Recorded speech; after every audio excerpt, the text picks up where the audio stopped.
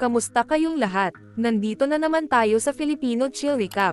At ngayon, pag-uusapan natin ang animated Christian film na tinatawag na King of Kings. At bago tayo magpatuloy ay isa-shoutout muna natin si Christian Cascan, Christian Gantenilaw, Aris James Solarzan, Dagger Prime, Justin Clyde Caleno, Ben Jeb from Escalante City, Gabiana Jericho from Yabong Samar, Jerome Jumawan from Polomolok South Cotabato, Jocelyn Solayaw from Caloocan, Mariah Alonda Diamante from Iloilo City, at Maheril Plotnia from Montalban Rizal.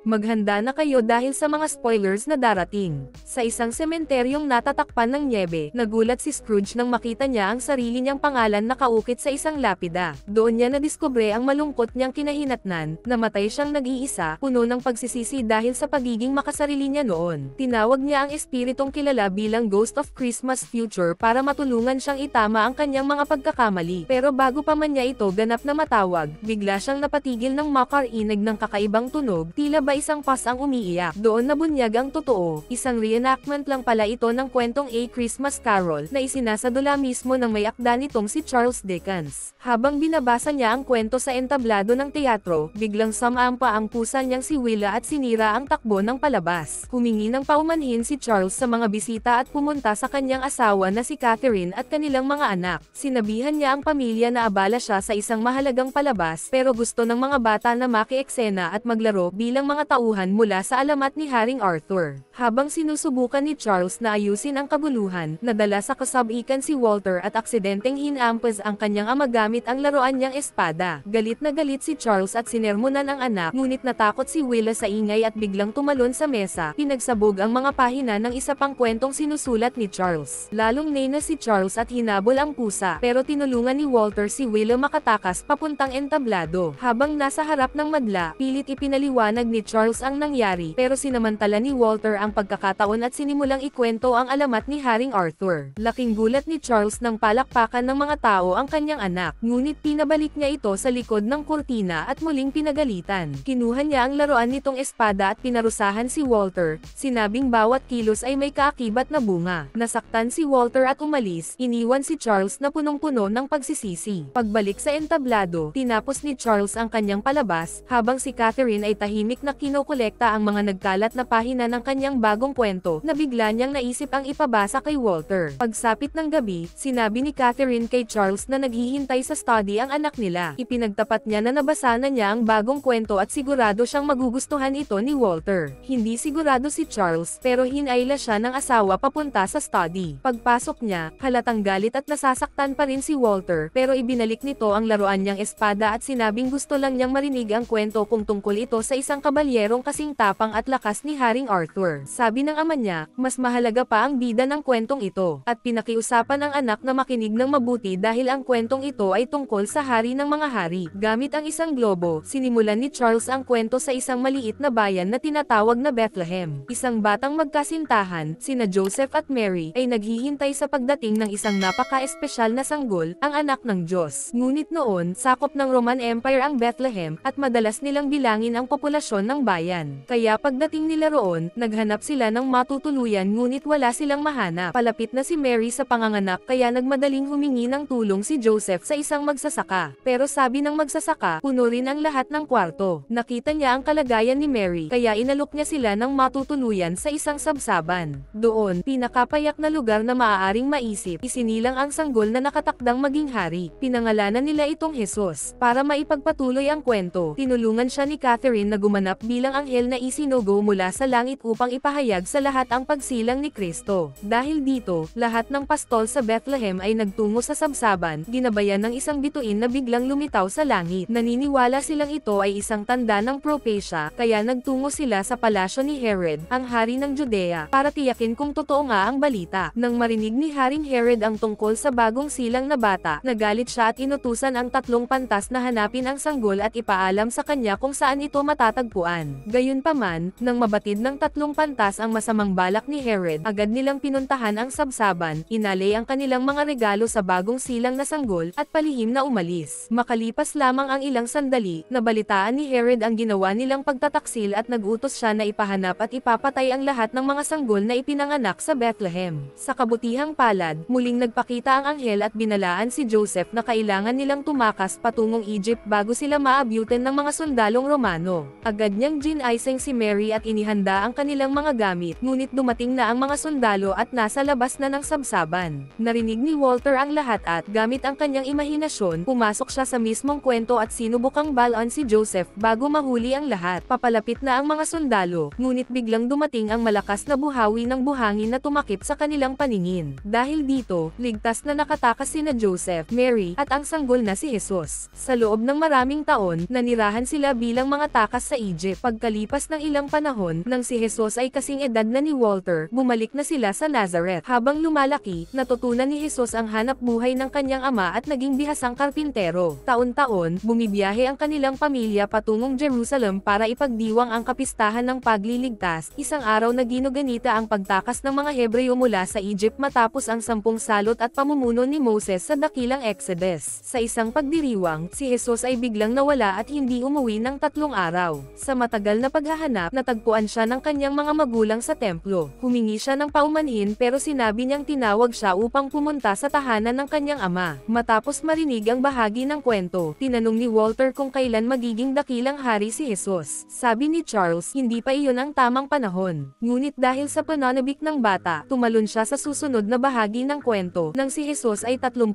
taong gulang na. Sa panahong iyon, nagtungo siya sa ilog Jordan at nakilala niya ang pinsan niyang si John the Baptist, isang propeta. Pagkakita ni John kay Jesus, sinabi niyang hindi siya karapat-dapat na magbinyag sa kanya. Ngunit dahil ito ang utos ng Diyos, bininyagan pa rin niya si Jesus sa ilog. Sa mismong sandaling iyon, unang narinig ni Jesus ang tinig ng kanyang ama mula sa langit sa pamamagitan ng banal na espiritu. Ipinagpatuloy ni Charles ang kwento at sinabi na mula sa araw na iyon, nagsimula na ang misyon ni Jesus sa mundo. Ngunit bago iyon, kailangan muna siyang subukan laban sa kalaban. Kaya nag-ayuno siya ng 40 araw at 40 gabi sa gitna ng disyerto. Natuwa si Walter at agad niyang tinanong kung nakipaglaban ba si Jesus sa mga dragon at mahiwagang nilalang. Pero ipinaliwanag ni Charles na mas mahirap pa rito ang pagsubok, gutom, buhawi, at panlilinlang ang kanyang hinarap. Subalit kahit ganoon, matagumpay niyang nalagpasan ang lahat ng pagsubok, at pagkatapos ng 40 araw, handa na siya. Gayunpaman, kailangan pa rin niya ng tulong.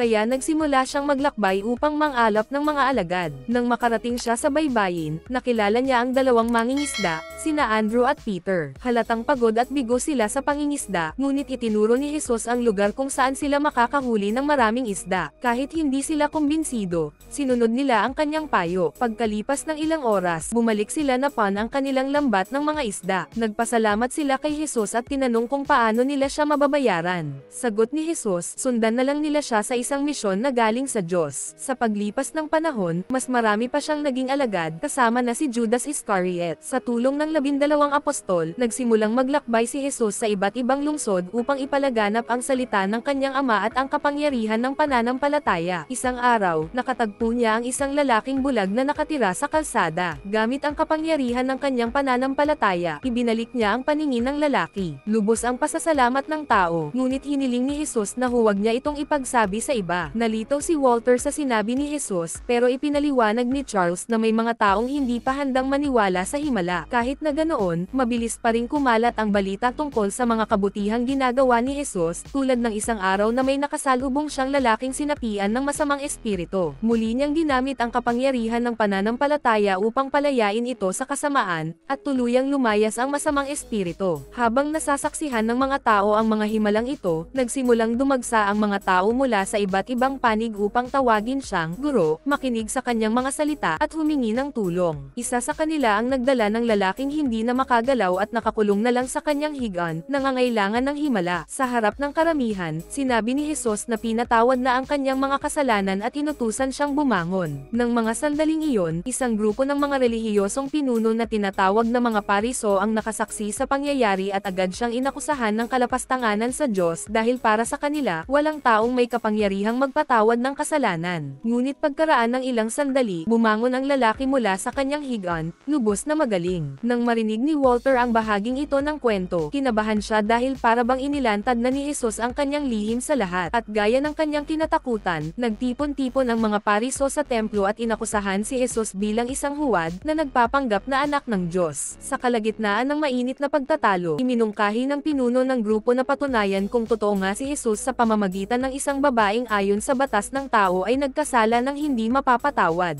Kinabukasan, dinala ng mga pariso si Maria Magdalena kay Jesus. Inakusahan nila siyang nangalunya, isang kasalanang pinaparusahan ng kamatayan. Nang marinig ito ng mga tao, nagsimula silang magtipon ng mga bato para batuhin si Maria. Tinanong ng mga pariso si Jesus kung ano ang kanyang gagawin. Sa puntong ito, nagsimulang mangamba si Walter at naisip niyang baka kuhanin ni Jesus ang espada at salakayin ang lahat ng may hawak ng bato. Ngunit ipinaliwanag ni Charles na sa halip, yumuko si Jesus at nagsimulang magsulat sa buhangin. Pagkatapos ay sinabi niya, ang sino mang walang kasalanan ang maunang bumato. Sa isang simpleng pangungusap, napatahimik niya ang lahat. Nang pagmasdan ng mga tao ang kanilang sarili, napagtanto nilang sila man ay makasalanan din. Dahil dito, itinuro ni Charles sa kanyang anak na ang isang hari ay hindi kailangang gumamit ng espada. Sa halip, ang karunungan at malasakit ang tunay na sandata sa pagresolba ng kahit anong problema. Naintindihan ni Walter ang aral at itinapon ang kanyang espada. Ngayon ay nais na niyang sundan ang halimbawa ni Jesus. Bago ipagpatuloy ang kwento, inabot ni Catherine ang anak nila ng pakete ng cookies. Gamit ang kanilang imahinasyon, muling pumasok sa kwento sina Walter at ang kanyang ama. Nakita nila si Jesus sa paanan ng bundok, nagtuturo sa kanyang mga tagasunod nang biglang lapitan siya ni Peter at sabihing nagugutom na ang lahat. Sa puntong ito, pinakialaman ng bahagya ni Charles ang kwento at pinakiusapan si Walter na ibigay kay Peter ang kanyang garapon ng cookies. Pagkagawa niya nito, biglang naging isang plato iyon na may 5 tinapay at 2 isda. Pero malinaw na hindi iyon sasapat para sa dami ng taong naroon. Ngunit iniunat ni Jesus ang kanyang mga kamay, at nang ibinahagi ang pagkain, nagsimulang dumami ang tinapay at isda. Muling namangha ang mga tao sa himala, at lalong kumalat ang balita na ang propetang ito ay isang tagapagligtas. Pagsapit ng gabi, naghanda na ang mga alagad upang sumakay sa bangka, ngunit sinabi ni Jesus na mauna na sila at mananatili siya sandali upang manalangin. Ayaw man silang iwanan ang kanilang guro, pumayag silang mauna. Habang nasa laot, hinarap ng mga alagad ang isang matinding bagyo. Napakalakas ng mga alon kaya halos hindi na makayanan ng maliit nilang bangka. Ginawa nila ang lahat upang makaligtas, pero alam nilang kaunting sandali na lang at lulubog na sila. Biglang, mula sa malayo, may nakita si Peter na taong papalapit, kalma lang ang paglalakad sa gitna ng malalakas na alon. Nang silipin niya ng maigi, nakita niyang si Jesus iyon. Sinabi ni Jesus sa kanila, huwag kayong matakot, lumapit kayo sa akin. Namangha si Peter at nagkaroon ng tiwala sa kanyang pananampalataya. Sinubukan niyang lumakad sa ibabaw ng tubig papalapit kay Jesus. Ngunit sa kalagitnaan, pananghinaan siya ng loob.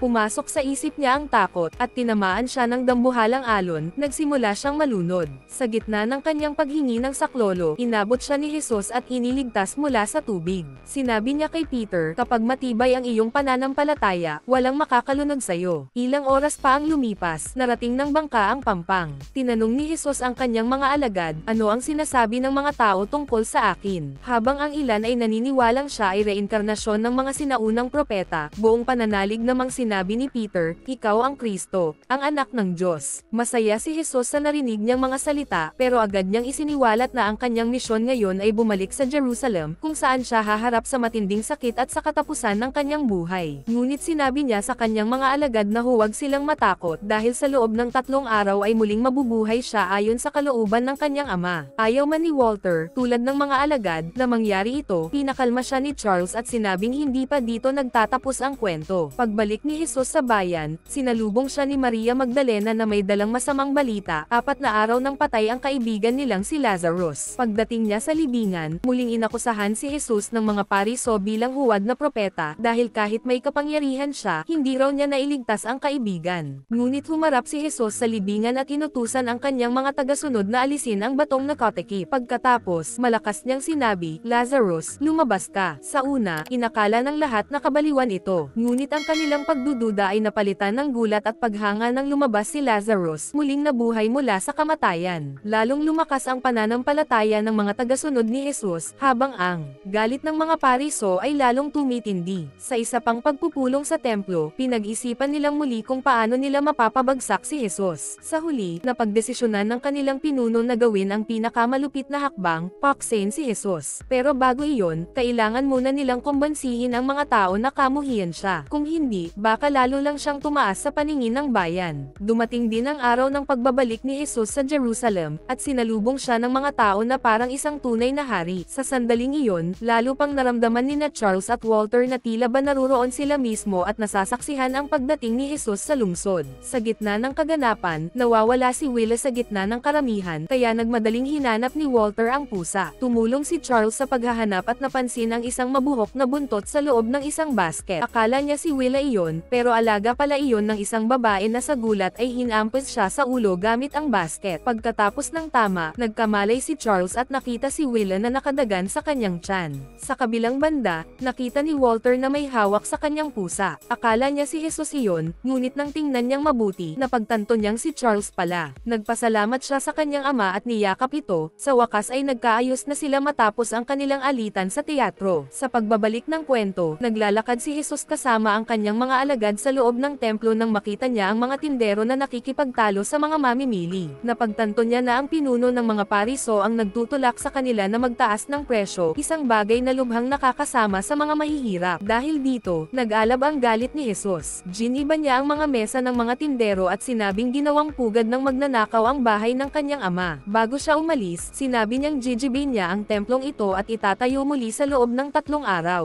Ang pangyayaring ito ang nagsilbing hudyat ng plano ng mga pariso na tuluyan ng alisin si Jesus. Unti-unti nilang kinumbinsi ang mga tao na siya ay isang lapastangan sa templo upang mawalan siya ng suporta ng bayan. Ngunit kailangan pa rin nilang malaman kung nasaan si Jesus. Kaya nagpa siya ang pinuno ng mga pariso na suhulan ang isa sa 12 alagad. Bilang kapalit ng 30 gintong barya, isinuko ni Judas Iscariot ang kinaroroonan ng kanyang guro. Samantala, nagtipon-tipon ang mga apostol sa isang silid para sa banal na hapunan. Bago magsimula, inanyayahan ni Jesus ang bawat isa upang hugasan ang kanilang mga paa. Tumanggi si Peter dahil pakiramdam niya ay hindi siya karapat-dapat, pero ginawa ito ni Jesus bilang paalala na kahit isang hari ay kailangang magmahal at maglingkod sa kanyang mga nasasakupan. Sa hapunan, ipinamahagi ni Jesus ang tinapay at alak bilang sagisag ng kanyang dugo at laman, isang bagong tipan sa pagitan ng Diyos at ng sangkatauhan. Matapos silang pagsilbihan, binalaan ni Jesus ang lahat, isa sa kanila ang magtataksil. Kumuha siya ng tinapay, isinawsaw ito sa alak, at iniabot kay Judas. Sinabi rin niya kay Peter na bago tumilaok ang manok, siya ay 3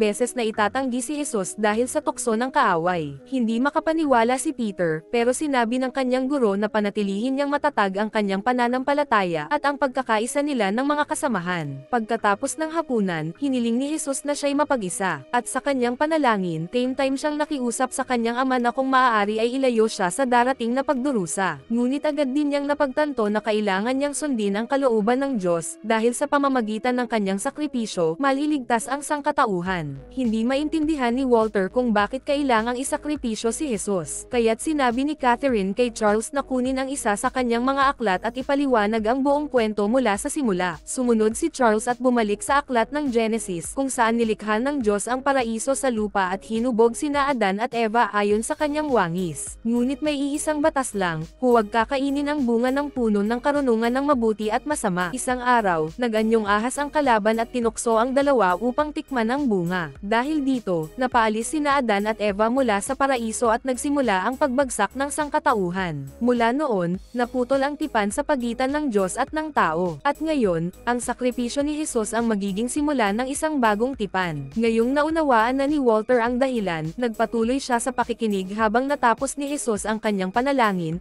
hinihintay ang pagdating ng mga sundalong Romano. Kasama rin si Judas, na nilapitan si Jesus at hinalikan siya sa pisngi, isang palatandaan sa mga sundalo kung sino ang kanilang huhulihin. Agad kumilos ang mga sundalo upang dakpin si Jesus, ngunit hinarang sila ni Peter. Nang maaga niya ang sandata ng isa sa mga sundalo, sinugatan niya ito sa tainga. Gusto ring tumulong ni Walter, ngunit pinigilan siya ni Jesus na parabang nakita niya mismo ang batang naroon. Pinatigil din niya si Peter at ang iba pang alagad sa pag-aaway, pinagaling ang sugatang sundalo, at kusa siyang sumuko ng walang anumang paglaban. laban. Ilang sandali pa, dinala si Jesus sa templo kung saan inakusahan siya ng mga pariso at ng kanilang mga tagasunod bilang sinungaling at lapastangan. Ang kanyang pinakamalaking kasalanan ay ang pagpapahayag na siya ang Kristo, ang anak ng Diyos, may kakayahang gumawa ng himala at magpatawad ng kasalanan. Ngunit hindi natinag si Jesus. Buo ang kanyang loob na siya nga ang tagapagligtas. Dahil dito, napuno ng takot at pagkagulat ang mga nakapaligid sa kanya at napagdesisyonan nilang siya ay kailangang mawala. Habang nagaganap ito, palihim na nanonood si Peter. Bigla siyang nakilala ng isang babae bilang isa sa mga alagad ni Jesus. At gaya ng hinula ni Jesus, natakot si Peter at 3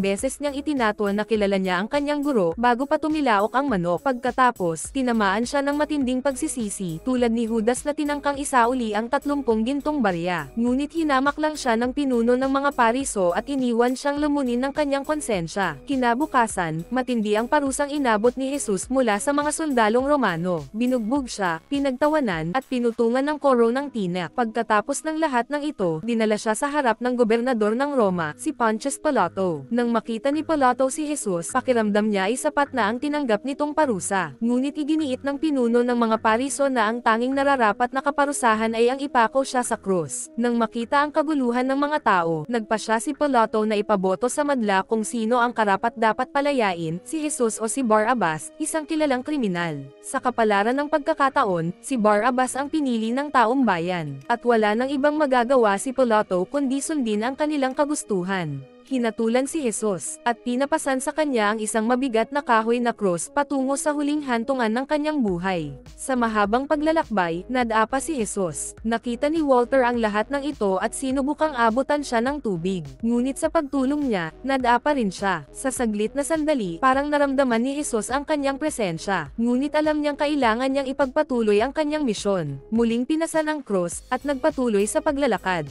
Pagdating sa Kalbaryo, ipinako si Jesus sa krus. Ang kanyang mga kamay at paa ay pinukpok ng mga pako, at upang lalong hamakin siya, isinabot ng mga sundalo ang isang karatula sa itaas ng krus na may nakasulat, Jesus of Nazareth, Hari ng mga Hudyo. Ipinatayo ang krus sa harap ng lahat kasama si Maria na umiiyak para sa kanyang anak, at si Walter na naroon kasama ang kanyang pasang si Willa. Sa kabila ng matinding hirap at panunuyan ng mga tao, hindi nagpadaig si Jesus sa galit. Sa halip, nagdasal siya at sinabing, Ama, patawarin mo sila, sapagkat hindi nila alam ang kanilang ginagawa.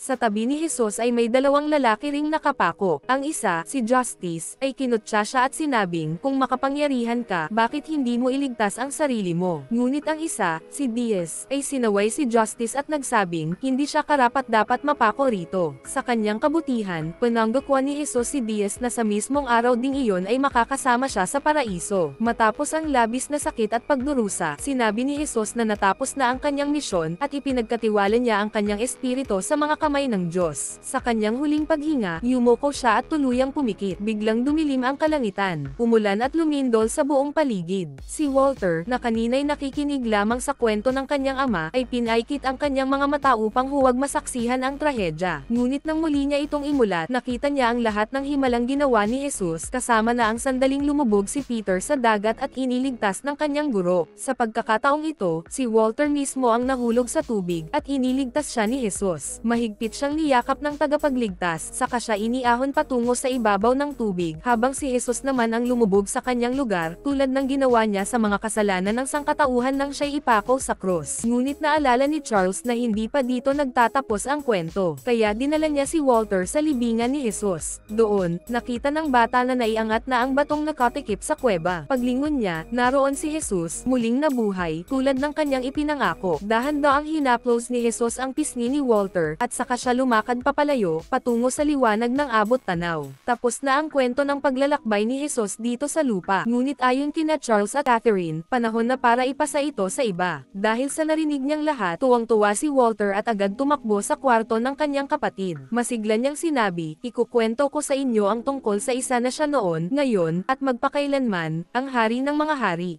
Mag-subscribe na kung hindi ka pa nakasubscribe, pindutin na rin ang notification bell at like button para sa marami pang movie recap katulad nito, at mag-iwan ng comment down below. And as always, thank you for watching.